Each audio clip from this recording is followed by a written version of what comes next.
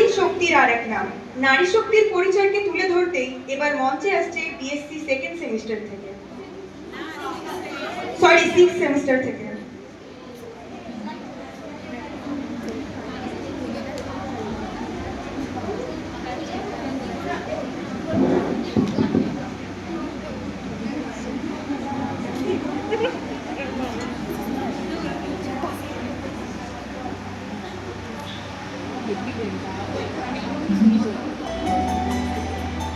Domestic violence এমন একটি সামাজিক অপরাধ যেখানে পরিবারের ভিতরে একজন মানুষ শারীরিক, মানসিক বা কথার মাধ্যমে অত্যাচারের শিকার হয়। সবচেয়ে বেশি শিকার হয় নারীরাই।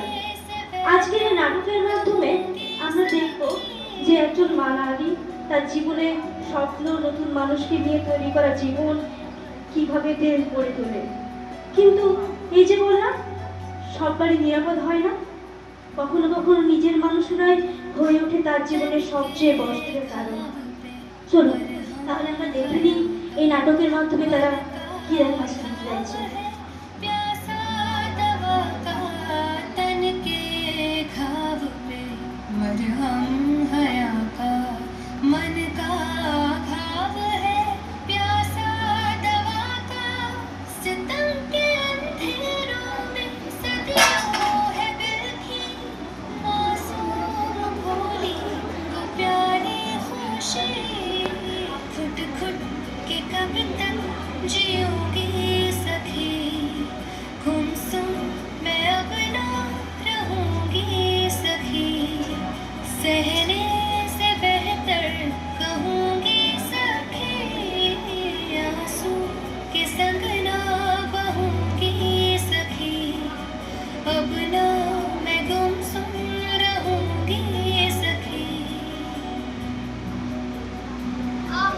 वार ये प्यार का कैसा सिला है जो गए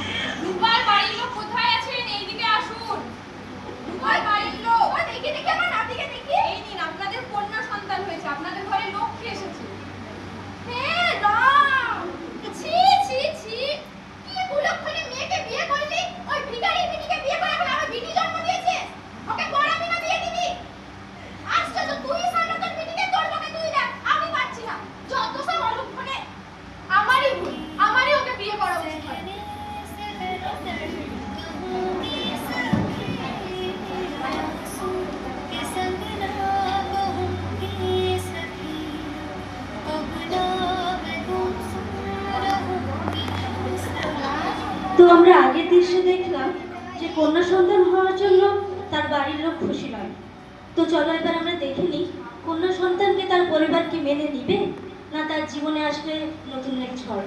চলো আমরা দেখে নিই।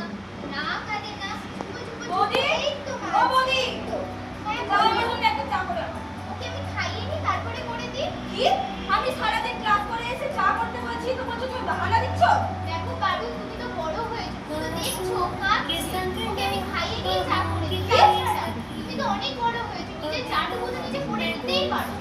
তোমার এত বড় সাহস, আমার বাপের বাড়িতে থেকে তুমি আমাকে চা করতে বলছো। দেখো দাঁড়ো, তোমাকে দেখাচ্ছি। মা, ও মা, কি হলো? তুই আমার এখানে চেঁচাচ্ছিস কেন? দেখো তোমার বৌমা আমাকে বলছে চা করতে। কি বলেছিস তুই? তুই আমার মেয়েকে কি বলেছিস? কি বলেছিস আমাকে বল। আমাকে, আমি ওকে একটু চা করতে দিতে বললাম, তো বলছে তুই নিজে করে। এই, এটা আমার বাড়ি, আমার বেটা খাওয়ায়, আমি যা বলবো তাই হবে। আমার বিটি খেতে এসে কাজ করবে না, তোর বাপের বাড়ি নয়। চুপচাপ রান্না করে যা, কাজ কর, খাওয়া রান্না কর, যা। আজ তোর স্বামীকে আসতে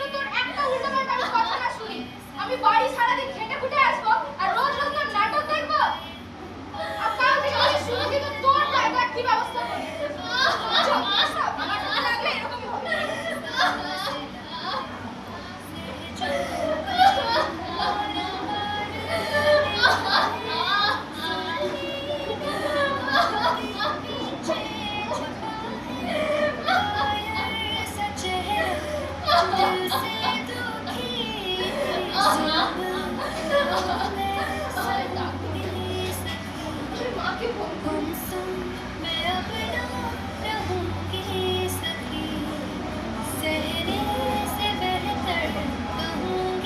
এখন আমার কে ফোন করেছে? ও আমার। হ্যালো? আমাকে নিয়ে চলো। কি হয়েছে? মা ওরা আমাকে মেরে ফেলবে। মা আমাকে নিয়ে চলো। মা, দুটোর মেজর বাইরে বাড়ি থেকে চলে আসবি বলছিস? ওরকম তো হবে না। সবাইকেই বাড়িতে থাকতে হয়, দুটো সবাইকেই সহ্য করতে হয়, তোমাকেও সহ্য করতে হবে। থাকো বাবা, রাখলাম। মা মা মা এই তুই কাকে ফোন করছিস? ফোনটা বলছিস? এই বিনা আমি চাই তো। এই তুই ফোন দে। একটা করে ফোন করতে ফোন করছে। তুই আমাকে কথা বলছিস? ফোনটা কার? এই কাকে ফোন করছিস? দেখি ফোন দেখি ফোনে লক কর। তুই আমার ফোন বল আমাকে চল কি করে আসছিস? তুই আমার সাথে খাচ্ছিস আর পর পুলিশের সাথে কষ্ট করছিস। ফোনের দিকটা আমার এখন।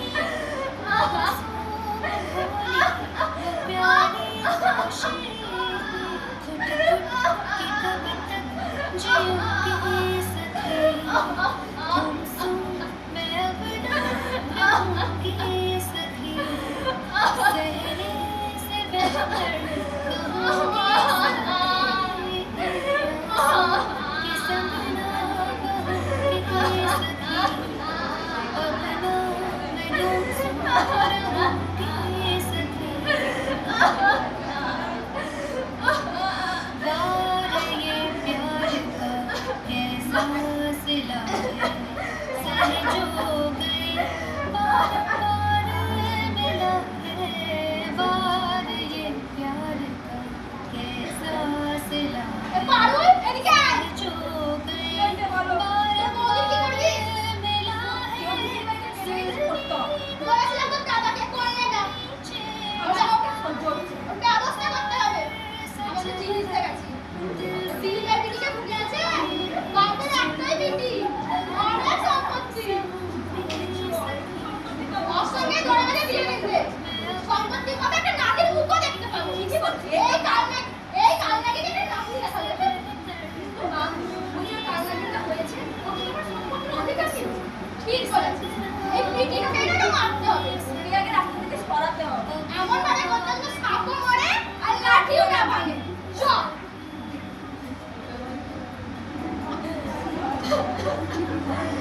সব কি বলছে ওরা?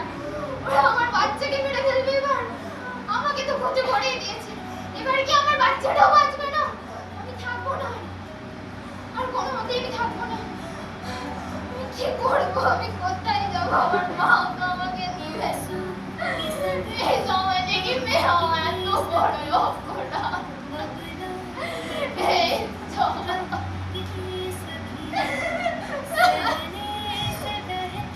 কোনো মতে এখানে থাকবো না। চলে যাবো বাড়ি। আচ্ছা কই? আমি আর কোনো মতে থাকবো না। মায়ের কাছে যাবো। কাঁদিস না। যাও।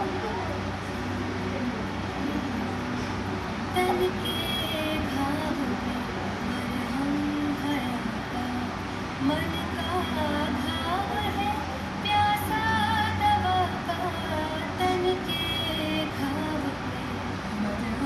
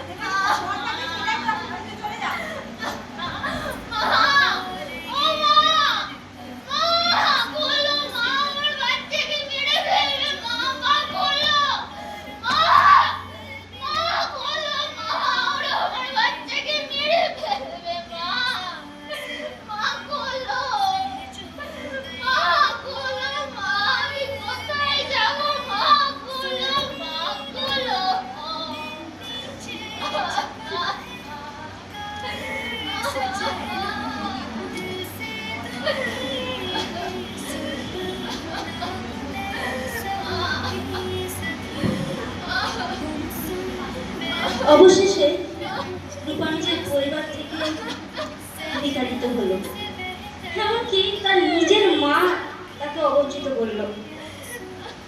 এবার আমরা দেখবো রূপা কি পারবে তার জীবনটাকে সুন্দরভাবে গড়ে তুলতে, না তার জীবনে আসবে এক নতুন ঝড়। চলো আমরা দেখি।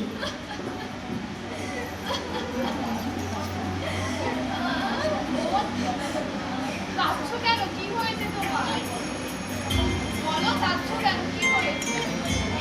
আমাদেরকে বাড়ি থেকে সবাই তাড়িয়ে দিয়েছে। আমি কোথায় যাবো? আমার আজ কেউ নাই। আমার মা তাড়িয়ে দিয়েছে, আমার স্বামী তাড়িয়ে দিয়েছে। আমি কোথায় যাবো? আমি শুধু এই বাচ্চাটার জন্য বাঁচতে চাই। ঠিক আছে, কান্না করে দেখো, নারীরা কখনো দুর্বল হয় না। আজকে আমি তোমাকে এমন একটা বাচ্চাটা ফিরিয়ে যাবো, যে তোমার মনটা ফিরিয়ে দিবে। চলো, কান্না করো।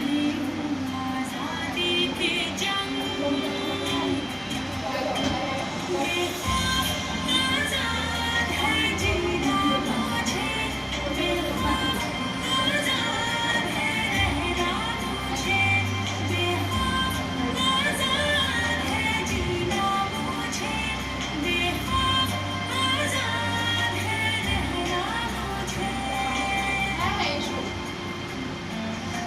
কি নাম মা তোমার? কি হয়েছে তোমার? কি রাস্তায় বসে কান্না করছো? আমি আমাকে তো বাড়িতে সবাই তাড়িয়ে দিয়েছে, আমাকে মেরে। শুধু এই কন্যা সন্তানের জন্য। আমার মেয়ে হওয়াটা কি আমার এত বড়ই অপরাধ? না রূপা, তোমার এখানে কোনো অপরাধ নেই। অপরাধ তো তারা করেছে যারা তোমার সম্মান কেড়ে নেওয়ার চেষ্টা করেছে। তুমি যখন তোমার বাচ্চার জন্য বাঁচতে চাইছো, লড়াই করতে চাইছো, এর মানে তুমি দুর্বল নয়, তোমাকে দুর্বল করে রাখার চেষ্টা করা হয়েছে। তুমি একবার তোমার বাচ্চাটার দিকে তাকিয়ে দেখো। ও যদি এখন দেখে তুমি এইভাবে ভেঙে পড়েছো, একটা অন্যায় দেখে সহ্য করে নিয়েছো, তাহলে ও কি শিখবে? যে অন্যায়ের সময় মুখ লুকিয়ে থাকে। কিন্তু এবার তুমি যদি লড়াই করো, প্রতিবাদ করো, তাহলে ও শিখবে অন্যায়ের বিরুদ্ধে যতই বাধা আসুক না কেন লড়াই করে জিততে হবে। তোমার এই চোখের জল মোছো, তোমার এই চোখের জল তোমার পরাজয়ের জল নয়। এই জল তোমার লড়াইয়ের জল। তোমার লড়াইয়ের জল, তোমার একটা যে তুমি একটা ভালো কিছু করতে যাবে সেই জল। তুমি এভাবে কেঁদো না। তুমি কাজ করতে পারো, তুমি পড়াশোনা করতে পারো, তুমি একটা ভালো জায়গায় নিজের পরিচয় তৈরি করতে পারো। এইভাবে তুমি কেঁদো না, ভেঙে পড়ো না। তুমি এটা মনে রাখবে যে জীবন আমাদেরকে কখনোই দ্বিতীয় সুযোগ দেয় না। যারা তোমাকে নিজে থেকে জায়গা করে নিতে হবে। তুমি তো সাহসী মেয়ে, তোমাকে এইভাবে ভালোভাবে জায়গাগুলো বানিয়ে নিতে হবে নিজেকে। আর তুমি একদিন যখন এখান থেকে সাফল্য পাবে, তখন তুমি ভাববে যে হ্যাঁ, আমি কষ্ট পেয়েছিলাম, কিন্তু সেখান থেকে আমি একটা ভালো জায়গায় প্রতিষ্ঠিত হতে পেরেছি।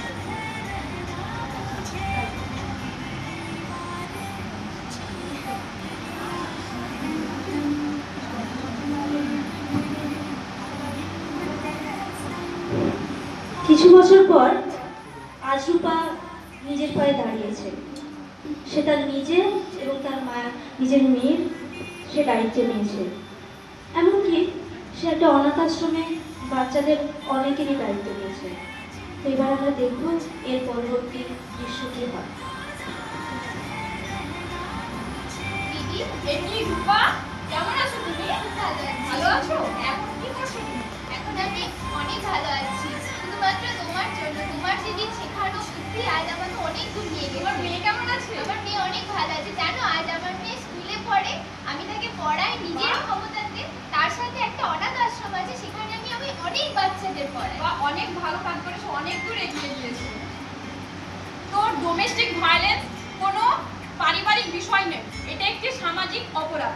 তো যখন আমরা এই যে রূপার মতো হাজারো নারী প্রতিদিন ঘরে অপমান এবং লজ্জার ভয়ে তারা মুখ লুকিয়ে বসে আছে, তারা অন্যায়ের বিরুদ্ধে প্রতিবাদ করতে পারছে না যে সমাজ তাকে কি বলবে।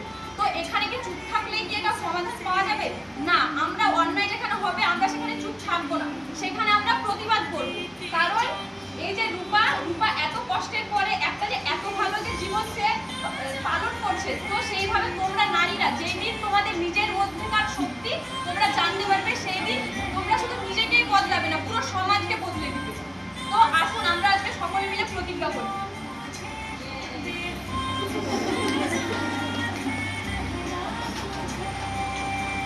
অন্যায় সহ্য